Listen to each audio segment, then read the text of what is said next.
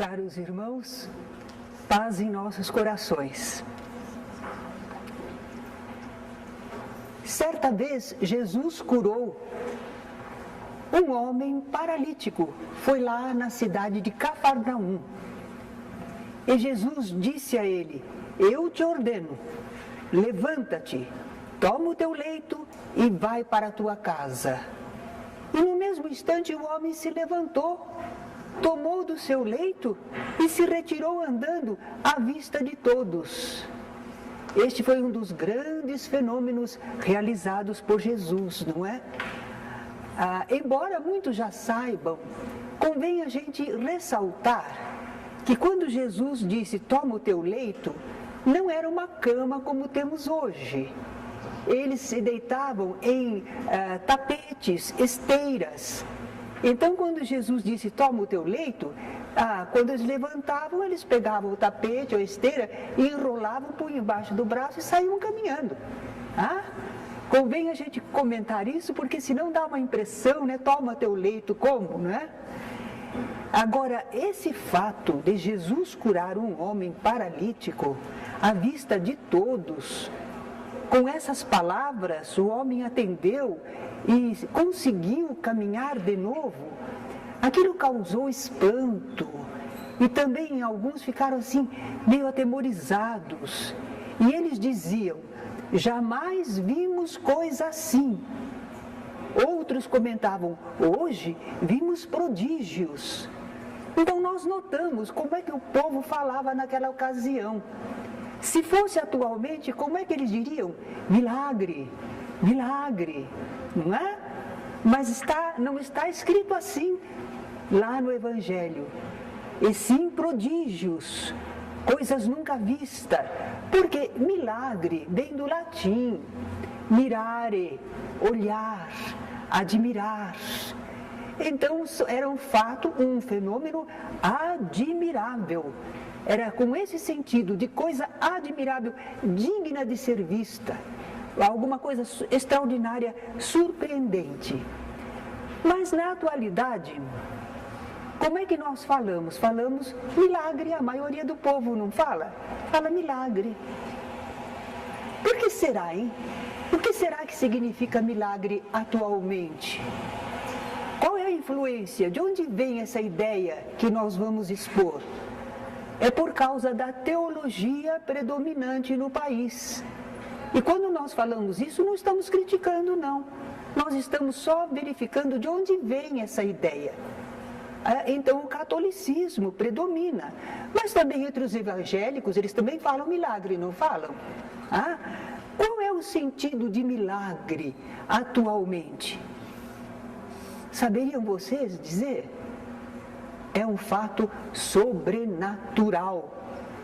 Sobrenatural? Porque está fora, está além da natureza. Sobrenatural. E também tem que ser inusitado, quer dizer, não costuma acontecer. E tem que ser também inexplicável, porque se a gente puder explicar, já não é um milagre. Já é um fenômeno, corresponde a certas leis. O milagre é uma derogação das leis da natureza. Uma derogação das leis da natureza, uma mudança das leis da natureza. Neste momento me recordei daquele filme brasileiro, nacional, e o filme diz assim, Deus é brasileiro. E aquele que interpretava Deus, é um simbolismo, é uma paródia, né? Então ele diz assim, não gosto de fazer milagre, porque se eu faço um milagre, eu tenho que sair atrás corrigindo tudo que modifica. Sim, porque você se muda uma lei da natureza, todas as leis da natureza estão encadeadas entre si, mudou aqui, tem que sair correndo e consertando tudo, não é? Por isso ele dizia que não gostava de fazer milagres. Uma derogação das leis da natureza seria assim. E por que Deus estaria modificando as suas próprias leis? Deus estaria dando uma mostra do seu poder. O que Ele pode fazer, Ele é poderoso. Se Ele quiser, Ele faz. Mas nós não duvidamos de que Deus possa fazer coisas assim. Mas nós perguntamos, será que Ele faz? Será que Deus derroga as suas próprias leis, anula as suas próprias leis da natureza? Ele não fez tudo perfeito. Tudo que Deus faz é perfeito. Não precisa ser modificado. Não precisa improvisação. Isso eu me esqueci de fazer. Não tem isso. Na obra divina está tudo previsto, tudo providenciado. Às vezes a gente diz, não, mas isso não está providenciado. Está providenciado que nós podemos fazer alguma coisa que vai dar naquele resultado. Nós mesmos somos instrumentos da ação divina, não é? Nós achamos que a demonstração maior da grandeza de Deus, da sabedoria e poder do Criador, não estaria em fazer milagres, mudanças nas leis da natureza. Não. Mas está em Ele haver criado leis tão perfeitas que nelas tudo já está previsto e providenciado, sem nada corrigir, sem nada improvisar. Aí que a gente vê a grandeza de Deus, a sabedoria de Deus. Não precisa modificar nada, está perfeito, não é? Antigamente havia muitos milagres, não é mesmo? A gente ouvia falar de muitos milagres, muitos santos milagrosos, não é? Nossa, cada realização, havia santos que realizavam 30, 50 milagres. E uma porção de santos produziam milagres. Mas agora, parece que não há tanto milagre não é? Mesmo pessoas santas, como uma Madre Teresa de Calcutá, ela faz milagre? Assim, sobrenaturais, derrogação das leis da natureza? Não faz não. Ela faz milagre do amor, do trabalho, da humildade, do exemplo. Isso ela faz, não é? Bem, então antigamente havia muitos milagres. Também havia tantas coisas que eram consideradas maravilhosas, sobrenaturais, porque a ignorância era grande, não é? A gente não entendia quase nada dos fenômenos, dos processos, das coisas que aconteciam. Então qualquer coisa para nós era milagre. Hoje a gente fala de genes, a gente fala de inseminação artificial, a gente fala disso, daquilo outro, e nós sabemos que é natural. Mas se fosse antigamente, o médico fez um milagre, aquele cientista conseguiu fazer com que aquele casal tivesse filhos. Eles não podiam ter filhos, mas aquele cientista conseguiu, milagre, não é? Nós pensávamos assim. Alguns daqueles chamados milagres nem eram fatos reais, não tinham acontecido, mas a crendice, a superstição, não é? Às vezes não tinha um fundamento não, mas o povo acreditava. Agora, outros eram fenômenos verdadeiros, eram fatos naturais, mas eram considerados milagres porque estavam mal explicados. Ou então as suas causas eram desconhecidas ainda. Na história do Brasil, quando os bandeirantes começaram a se aprofundar pelos sertões, houve o Bartolomeu Dias de Bueno. Ele encontrou uns índios, eu acho que eram os Goitacazes, não estou bem certa, que eles se enfeitavam com lâminas de ouro. E o bandeirante queria que eles dissessem onde é que estava o ouro, mas eles não diziam. Não sei, talvez eles consideravam aquilo sagrado para eles, não é? Não queriam dizer, os índios não queriam dizer. Mas esse bandeirantes mandou vir assim uma cuia e derramou um líquido límpido, transparente na cuia.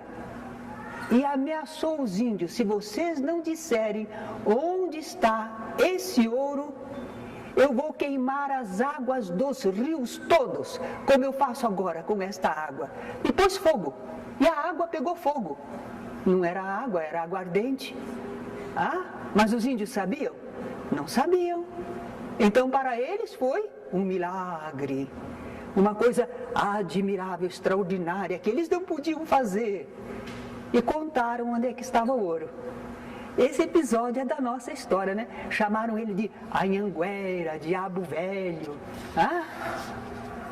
Hoje em dia já não há mais tantos milagres, por causa do progresso do conhecimento humano. A gente costuma até brincar que antigamente a gente dizia para uma criança: não vai lá que tem bicho papão. Hoje em dia a criança diz: tem? Como é que ele é? Eu quero ver. Mudou, né, a mentalidade. Então a ciência foi aumentando o círculo daquilo que é conhecido, os fenômenos e as leis que os regem. Foi explicando para nós. Então o círculo do maravilhoso, do sobrenatural, foi encolhendo, foi diminuindo, foi ficando menor. A ciência expulsou os milagres. Mas só do campo material. Porque ela só admite a matéria, então somente na matéria a ciência investiga, mede, avalia e explica fenômenos, ou diz se esses fenômenos são impossíveis. Mas a ciência ainda não explorou todo o vasto campo da vida. A vida não é só matéria. Nós temos o lado material e o lado espiritual. E no lado espiritual, a ciência ainda não adentrou, né? Então resta muito ainda de maravilhoso, sobrenatural, que se refugiou no campo do que é transcendente, no campo daquilo que transcende o corpo, o físico, a matéria, no campo espiritual. E há algumas pesquisas modernas que tentam assim chegar a esse campo. Quem sabe? Eles estão tentando ampliar as investigações para aquilo que a gente considera de domínio espiritual. Então temos a parapsicologia, além da psicologia, né? O que é que ela estuda? Ela pesquisa fatos inusitados, não são costumeiros esses fatos. E eles são devidos a umas faculdades humanas de percepção e função extrasensorial. A pessoa percebe além dos órgãos dos sentidos e age além dos órgãos dos sentidos. É isso que a parapsicologia está estudando. Psicobiofísica. É uma outra ciência iniciante. Ela quer conhecer as relações que existem entre os fenômenos psíquicos, biológicos e físicos, tendo por centro o ser humano. Não está estudando isso nos animais, está estudando no ser humano. Psicotrônica é outra ciência que se esboça, está fazendo o estudo e aproveitamento de uma energia que é chamada energia vital, energia bioplasmática. Todos os seres humanos a possuem, mas até pouco tempo essa energia era ignorada e era marginalizada pela ciência ocidental. Não se falava nisso. Agora já se pode falar. Como pesquisa, como possibilidade, vamos ver se mas pelo menos já estuda. Antigamente, barravam. Então as hipóteses estão sendo formuladas, as pesquisas estão sendo realizadas, livros audaciosos estão sendo escritos. E o Espiritismo? O que é que fala a respeito deste assunto de milagres? O Espiritismo revela e demonstra a existência dos espíritos. Como é que os espíritos agem sobre os fluidos? Nós já tivemos essa aula, não é? Com o pensamento e a vontade. E como efeito, como decorrência da causa espiritual, os espíritos, certos fenômenos ficam plenamente explicados. Se existe espírito, e se o espírito age através de fluidos, com o pensamento e com a vontade, nós temos aí a explicação de uma série de fenômenos. Curas, por exemplo, elas se dão por ação fluídica. É a permuta de condições orgânicas, é ação espiritual sobre o corpo físico. Às vezes a intervenção é no corpo espiritual, no perispírito, mas vai refletir no corpo. Estão lembrados que a gente mostrou que há aquela relação entre o espírito, perispírito e corpo. Então, o corpo sente alguma coisa, transmite para o perispírito liga para o espírito e o espírito dá a resposta através do perispírito e influi no corpo, não é? Então, às vezes, os espíritos agem no perispírito da pessoa para obter uma modificação que vai depois se fazer no corpo físico. Tá? Então, as curas têm vários processos por ação espiritual. Elas podem ser obtidas por médiums. Será que precisa ser um médium espírita? Não, precisa ser médium. Ser um intermediário da ação dos espíritos, ter os fluidos apropriados, mas não é indispensável que seja um médium espírita. Há pessoas dotadas de excelente magnetismo, elas também conseguem passar alguma modificação para a pessoa, restaurar corpos, e às vezes eles não estão falando nada de religião, porque é um fato. Ela tem a possibilidade de agir sobre os fluidos do seu próprio magnetismo e beneficiar as pessoas. Então nós estamos sabendo que aqueles fatos tidos como milagres não são nada mais, nada menos que fenômenos. E eles estão dentro das leis naturais. São acontecimentos dentro de leis naturais. Eles são efeitos. Mas é que o homem comum não alcança qual é a causa desses efeitos. Então, para ele ainda parece sobrenatural, inexplicável. Os fenômenos, chamados milagres, podem ocorrer sempre que se conjugarem os fatores necessários para isso. Não é como nós vemos através de todos os fenômenos da física, não é? Se juntam os fatores necessários, o fenômeno pode acontecer. Há coisas que parecem para nós inexplicáveis. Por que será? Nós já sabemos que a nossa evolução não está completa. Nós somos ainda espíritos imperfeitos, estamos a caminho. Já sabemos muitas coisas, mas outras ainda não.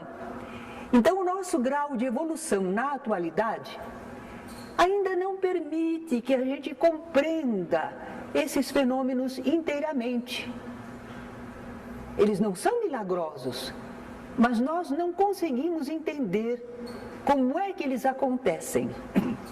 Mas tudo o que acontece está sempre dentro de leis divinas. Será que existe alguma coisa que vai acontecer que não esteja dentro da lei divina? Não, tudo obedece a leis divinas. E essas leis são perfeitas e imutáveis. Não podem ser mudadas, também não precisam ser derrogadas ou anuladas. Nós vivemos num mundo que representa o pensamento divino. Então, tudo é perfeito, tudo é completo, nós é que precisamos nos ajustar, compreender como agir.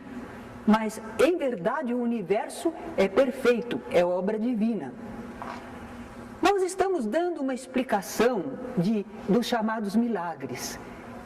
Mas lá no Evangelho, Jesus fez muitos milagres, não é? E agora nós estamos procurando explicar que são fenômenos que obedecem a leis. Será que nós estamos querendo diminuir o valor de Jesus? Será que nós estamos querendo invalidar aquelas curas admiráveis que ele fez? Não, pelo contrário.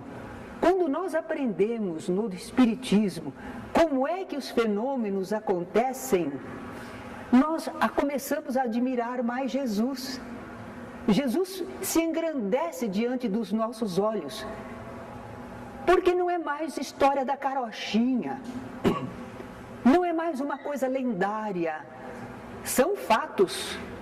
E para Jesus poder acionar desse modo as leis divinas e conseguir aqueles efeitos admiráveis, Jesus precisava ter alto grau de sabedoria e capacidade de ação. A gente vê Jesus engrandecido. Não é porque a gente entende como acontece que Jesus fica diminuído, não. Pelo contrário, a gente o admira mais ainda. Jesus realizava coisas extraordinárias. Era devido à sua grande evolução espiritual. Ele sabia, ele entendia, ele conhecia. E ele tinha os fluidos apropriados. Uma vontade poderosa, bem dirigida. Mas Jesus afirmou assim: aquele que crê em mim fará também as obras que eu faço, e outras maiores fará, porque eu vou para junto do Pai. Ora, Jesus está dizendo que se a gente crer em Jesus, e crer em Jesus o que é? É entender a pregação dele, os objetivos, as leis que ele está informando, como é que as coisas acontecem. Nós cremos em Jesus, quer dizer, nós entendemos, confiamos naquilo que ele ensinou. Então isso é crer em Jesus. E se a gente crer em Jesus, nós vamos fazer também obras semelhantes às que ele fez. Ele diz que até maiores. Por quê? Bom, ele esteve aqui entre nós com 3 anos de ministério. Mais ou menos, foi o tempo de trabalho dele. Quando ele apareceu em público e começou a sua pregação e os fenômenos. Cerca de 3 anos só. Ele fez uma amostragem do que é possível fazer. Mas ele não fez tudo, não. Ele era um mestre. Ele ensinou, fez uma amostragem dos tipos de fenômenos, das realizações.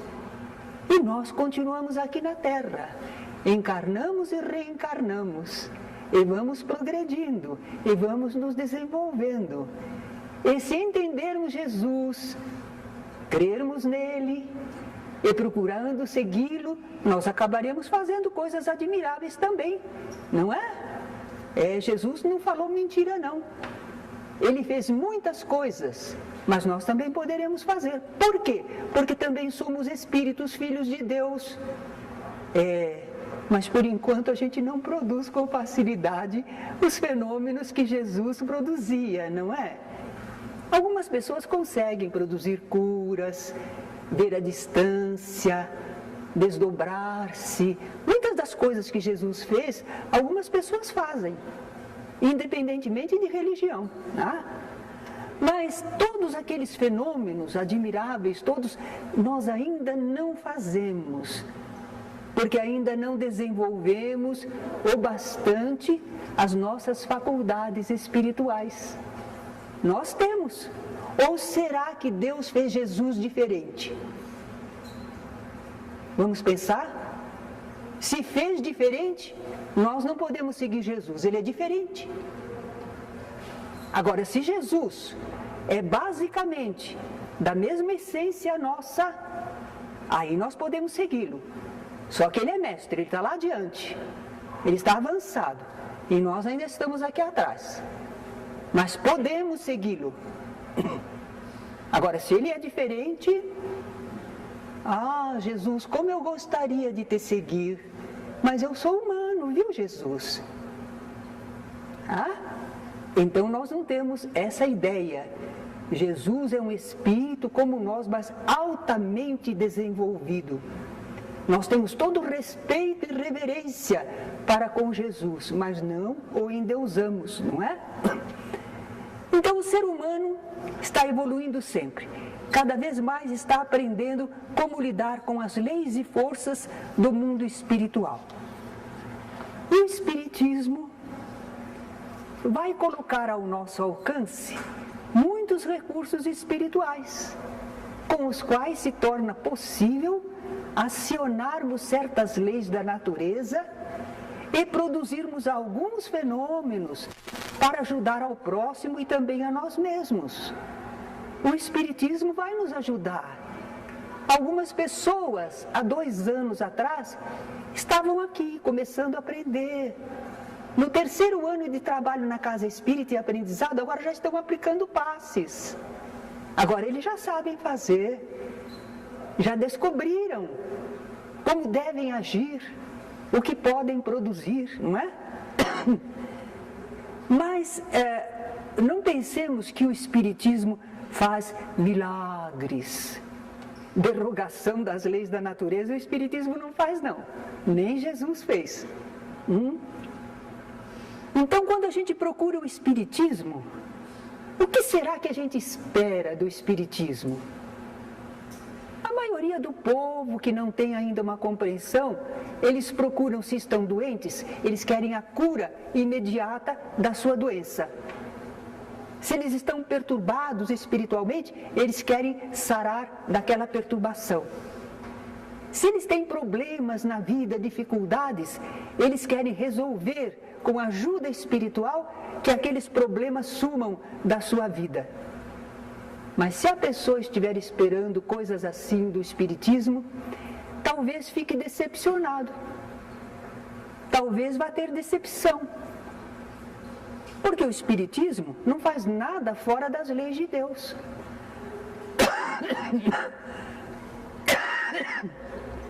Nós sabemos que somente se realiza aquilo que está dentro das leis divinas.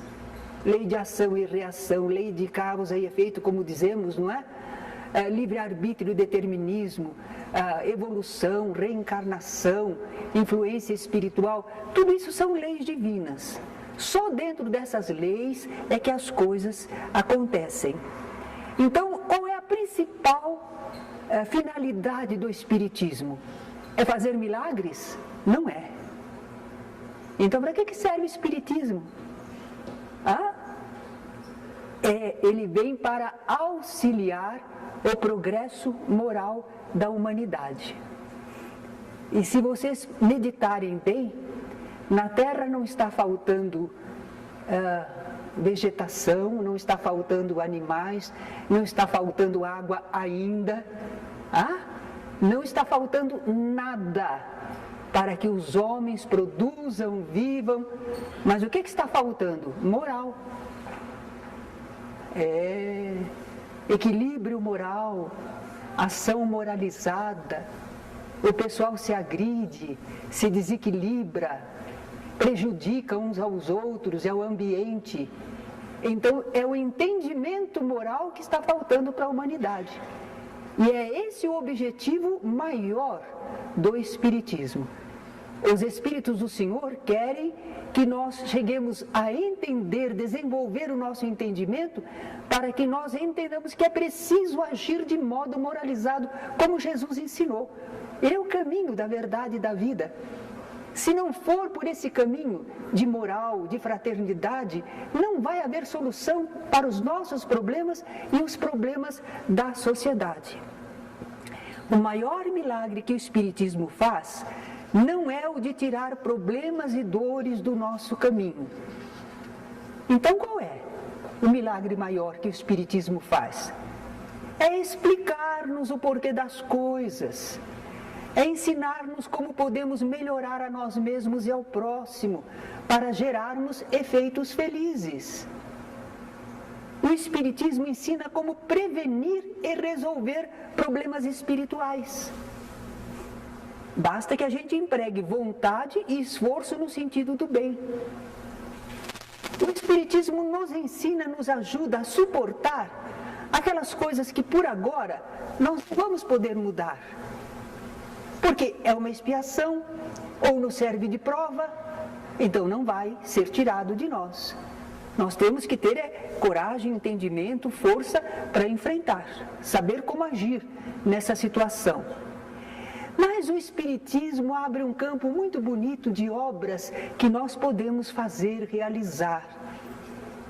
Mas para realizar esses fenômenos que o Espiritismo abre para nós no campo do espírito, é preciso ter fé. E agora é outro probleminha. O que será que é a fé? A fé é um dom. Fé é uma dádiva. E por que Deus não dá para todos? Uns têm fé, outros não têm. Não é verdade? O que é isso de fé? Mas olha como nós aprendemos com o apóstolo Paulo. Fé é a certeza de coisas que se esperam, a convicção de fatos que não se veem. O que ele quer dizer? Por exemplo, a evaporação das águas. A gente chega a ver? Normalmente não. Mas nós entendemos o processo, não entendemos? E a gente sabe que aquela evaporação das águas faz a condensação em nuvens, depois vai cair chuva, não vai? Veja que interessante. Nós não vemos a evaporação, mas nós temos a convicção sobre ela. E nós temos a certeza da chuva que esperamos. Esperança é certeza? Nesse caso, sim, porque é uma série de fenômenos encadeados. Aquela água que subiu vai ter que cair. Então nós temos a certeza na nossa esperança. Claro que o apóstolo Paulo está comparando com coisas espirituais. Então vejamos um outro espírita aqui do Brasil, Vinícius. Ele diz que a fé é a dedução do que não vemos através do que vemos. Ele está demonstrando que a fé tem uma base de razão, né? A gente pode raciocinar para ter fé, para ter uma convicção de coisas espirituais. Então a fé vai ser a confiança que a gente tem sobre coisas espirituais. A gente tem uma convicção de que, não obstante escapem aos nossos sentidos comuns, porque são coisas invisíveis, impalpáveis, elas existem, elas são reais e elas funcionam. Isso é que é fé. É um conhecimento sobre coisas espirituais, transcendentes, fora da matéria. Como é que a gente pode adquirir a fé? Porque se ela fosse dada por Deus, teria que ser igualmente dada a todos. A gente vê que não, um sabe mais no campo do espírito, outros menos, não é? É que a fé vem como resultado do conhecimento que a gente tem a respeito das coisas espirituais. Vocês aqui estão amealhando conhecimento sobre coisas espirituais. Mas vocês também já têm alguma experiência, algum conhecimento de coisas espirituais. Todos nós já trazemos conosco conhecimento de coisas espirituais que às vezes a gente não sabe colocar em palavras, mas a gente tem aquela convicção, porque é um conhecimento do nosso eu espiritual. A gente já viveu muitas vidas, em cada vida a gente já teve experiências, presenciou fenômenos, aprendeu coisas, experimentou, exercitou. Tudo isso é cabedal nosso, está conosco. Só que em algumas pessoas já há mais cabedal, em outras há menos. Então as pessoas não têm fé igualmente, porque não têm experiência e conhecimento espiritual de modo igual. Então a fé não é igual em todos. Mas nós podemos adquirir fé. Os apóstolos certa vez pediram a Jesus: Senhor, aumenta-nos a fé. Como será que Jesus podia aumentar a fé nos seus discípulos? O que será que ele podia fazer? Ele demonstrava e ensinava. Ele falava, explicava como as coisas funcionavam e fazia demonstrações com os fenômenos, como é que produzia. E aí cada um deles observava, pensava, entendia, assimilava. Se a pessoa não fizesse isso, Jesus ensinou, Jesus demonstrou, mas a pessoa não prestou atenção, a pessoa não se esforçou. Então ela não aprendeu, ela não entendeu, ela não vivenciou. Iria ficar fé diferente. Uns presenciaram os fenômenos realizados por Jesus e entenderam, compreenderam, cresceram no conhecimento, aumentou a sua fé. Outros observaram, será que isso é ilusão? Será que ele está enganando a gente? Será que não sei o quê? Mas não era isso que eu queria que ele me ajudasse no meu problema. Então, essa pessoa não cresceu na fé.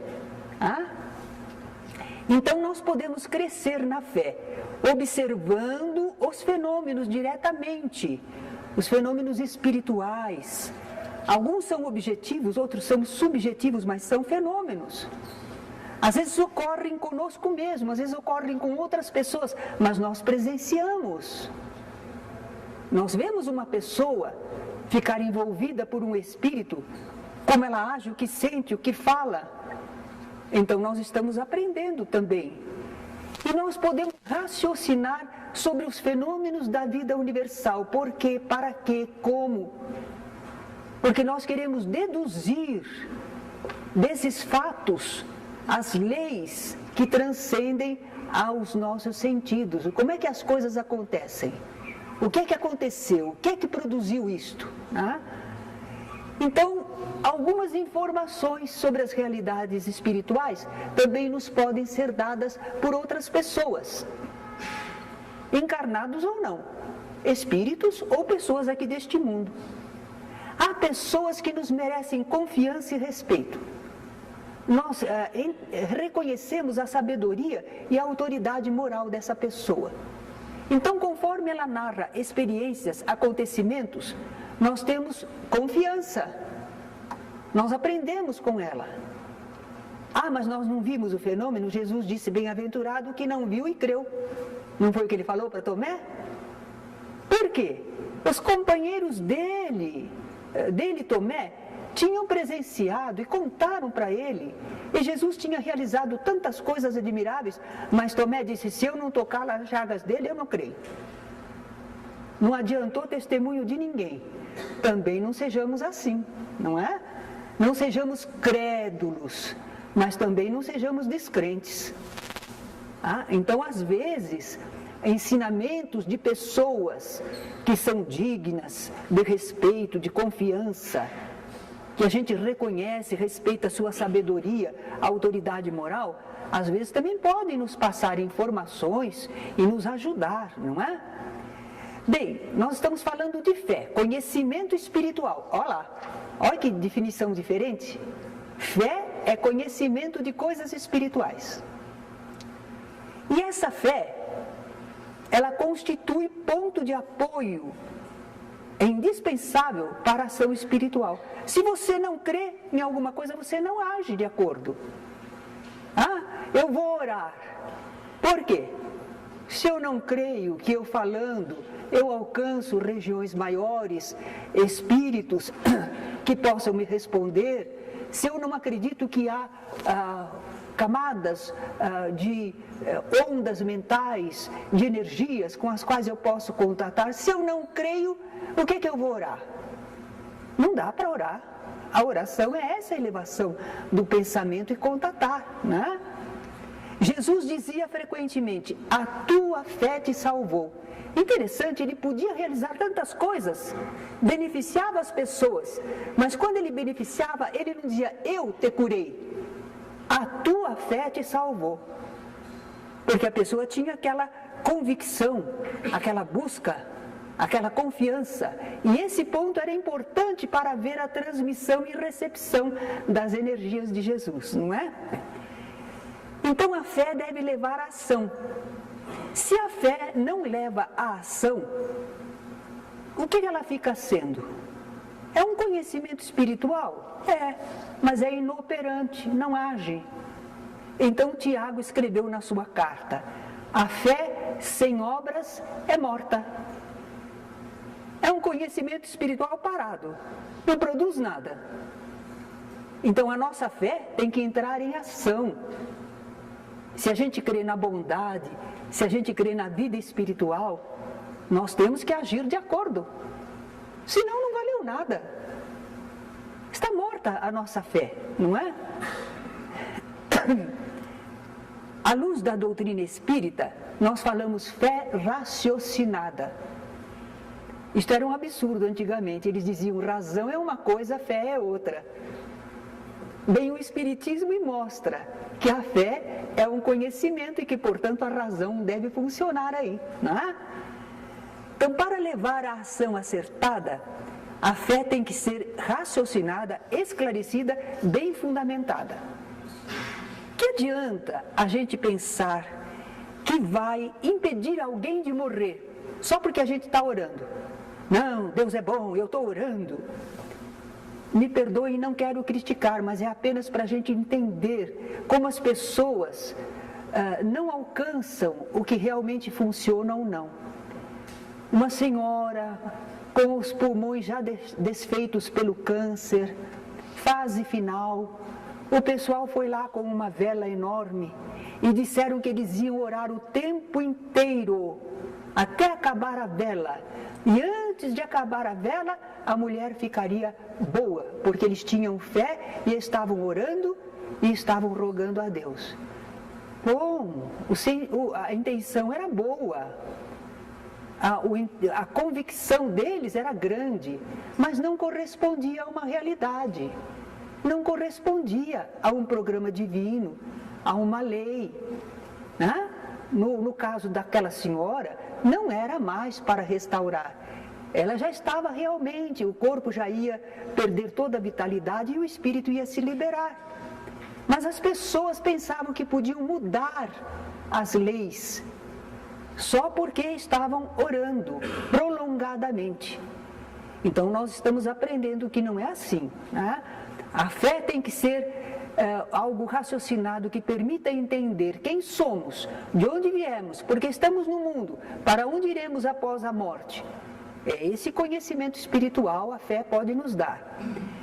Somos espíritos, filhos de Deus, viemos do plano espiritual, estamos encarnados aqui para progredir, até retornarmos ao plano de onde viemos.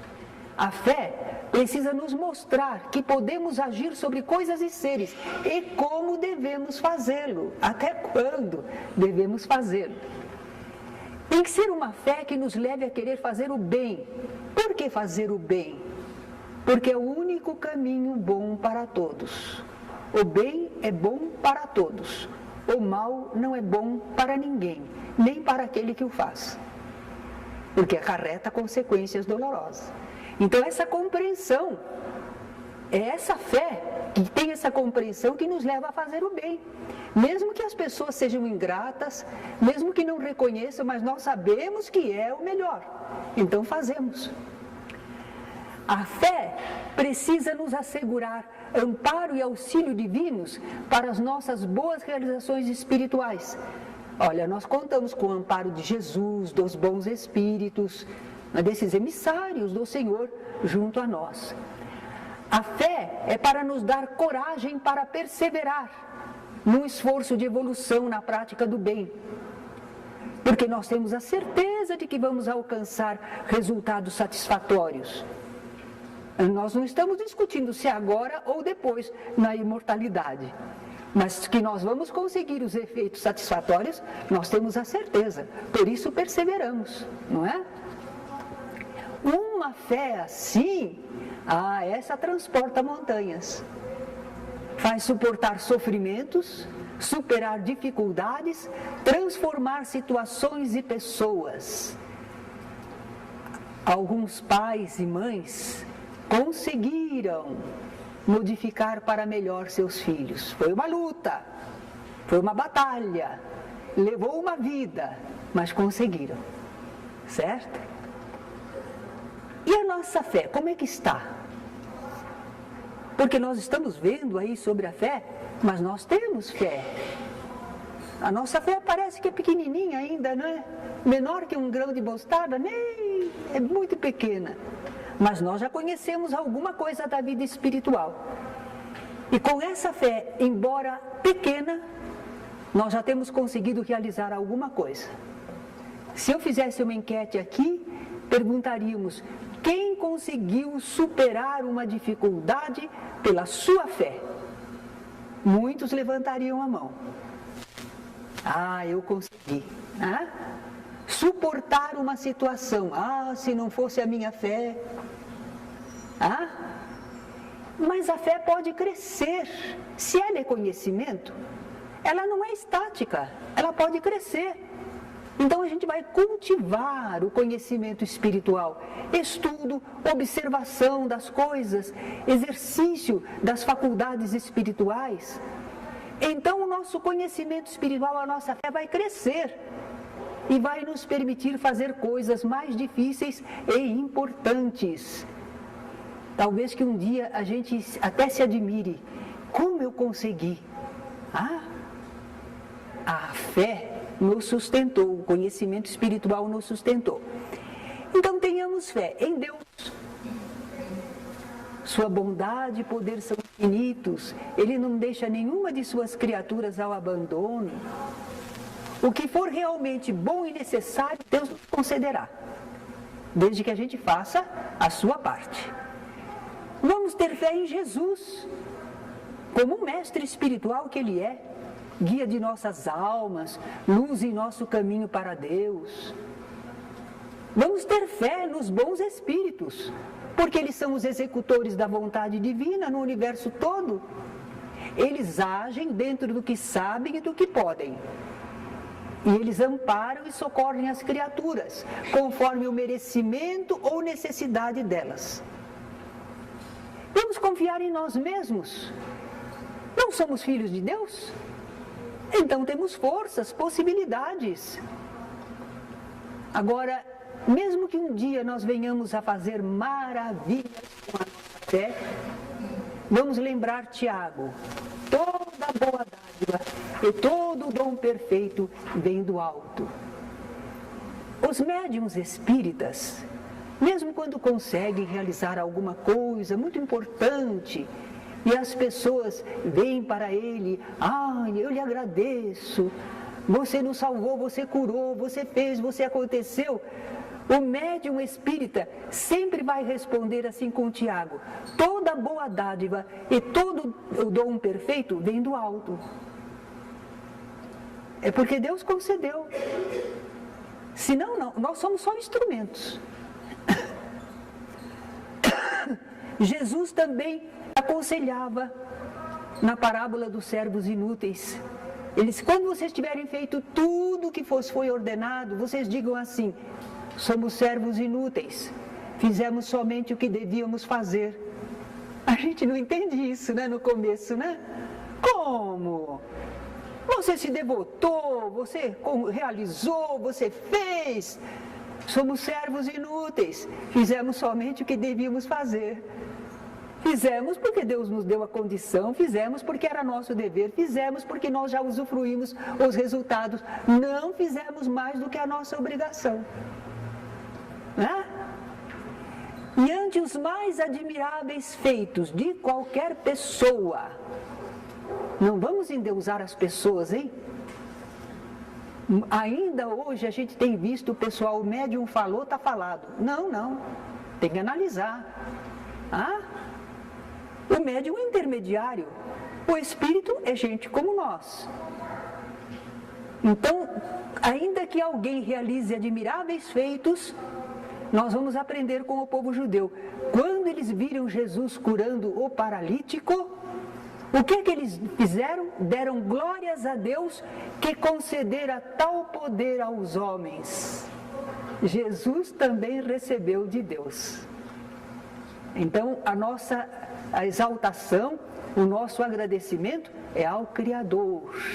Louvado seja Deus, graças a Deus. Certo? Alguma perguntinha? Temos um tempinho. Sim.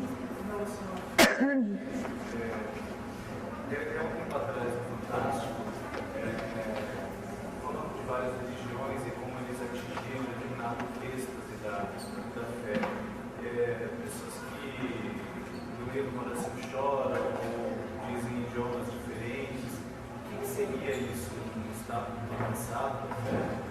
Quando nós começamos a orar, buscamos comunhão espiritual superior, se a pessoa tiver mediunidade, ela começa a entrar em contato com seres espirituais. Se esses seres espirituais falam idiomas diferentes e a pessoa tem condições de reproduzir, Então ela fala um idioma diferente, ela se emociona porque ela está sentindo coisas lindas. Às vezes é o espírito que envolve a pessoa e o espírito tem vamos dizer assim, uma exaltação a Deus, uma oração belíssima, uma vibração. Às vezes quem está chorando não é a pessoa, é o espírito na sua emoção superior. Então são fenômenos mediúnicos, espirituais, certo? Nós não temos nenhuma dificuldade de ver. Agora, nós não queremos condicionamentos. Na prática mediúnica espírita, nós não colocamos nada que possa parecer condicionamento. Nem de palmas, nem de dança, nem de canto. Porque se a gente quiser, a gente começa a produzir um estado de exaltação em todos nós. Mas é uma produção nossa, não é uma manifestação espiritual diferente. Então nós não queremos isso. Há grupos que usam a bebida, usam drogas. Nós não queremos isso. A pessoa vai para o trabalho serena, equilibrada, ora, pensa, e aí começamos a perceber, captar, entender, transmitir. Começamos a trabalhar com as realidades espirituais, mas sem crendices, sem superstições, sem exagero, sem fanatismo.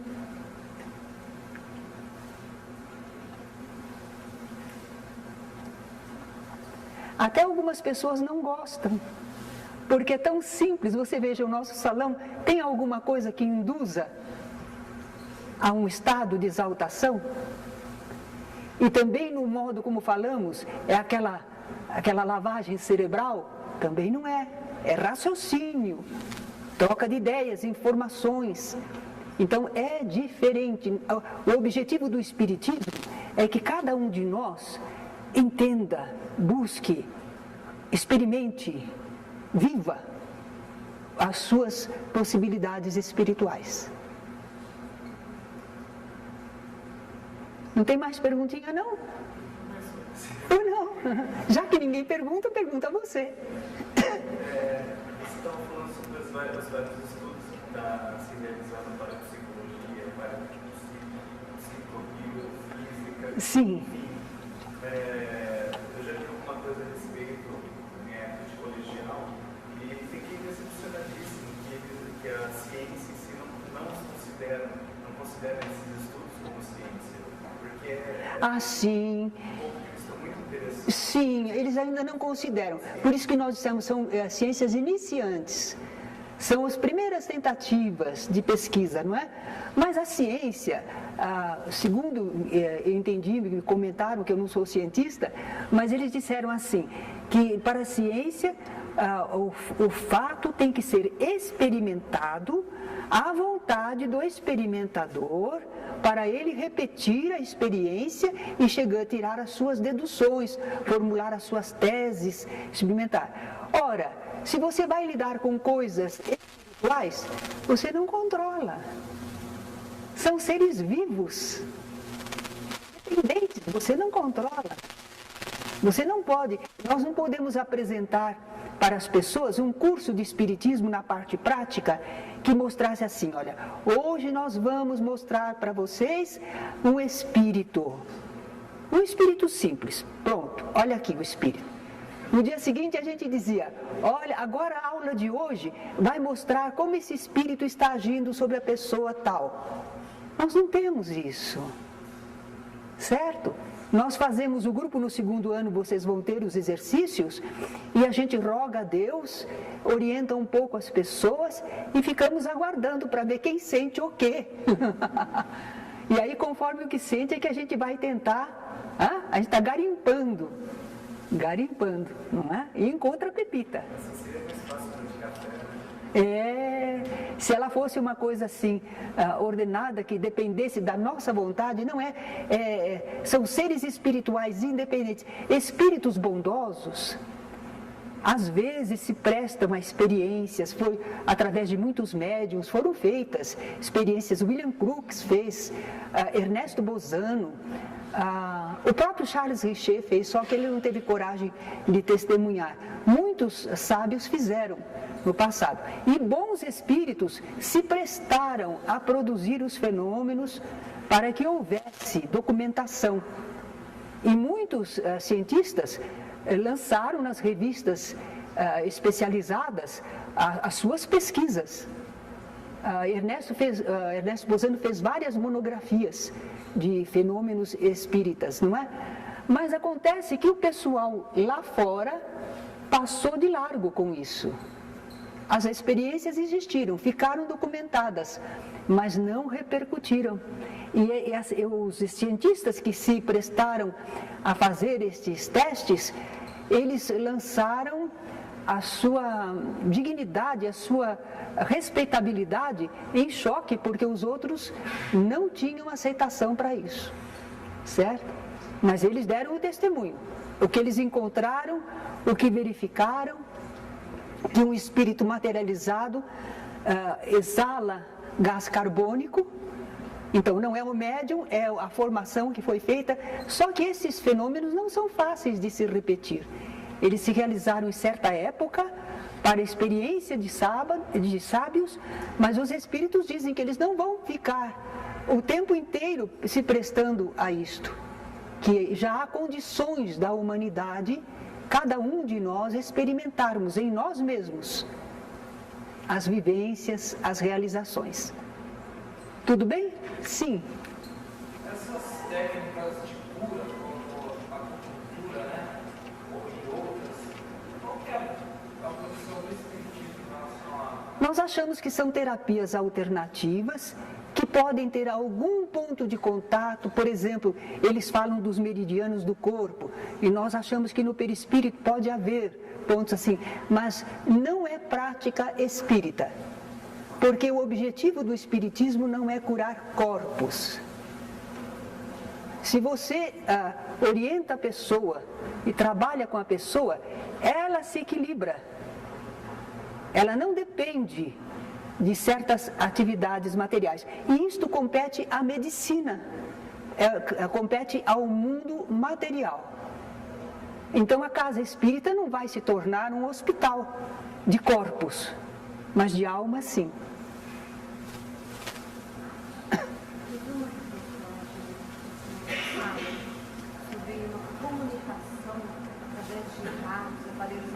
Aparelhos, a comunicação através de aparelhos. São tentativas, ainda não são perfeitas, é uma experiência válida.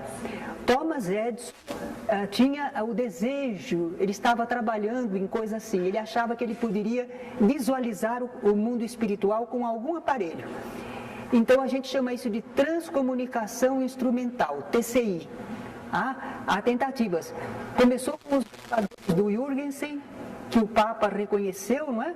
Mas ele não fez por querer, ele gravava vozes de pássaros, e quando ele foi observar a gravação, tinha pessoas falando, e ali no campo não tinha ninguém falando.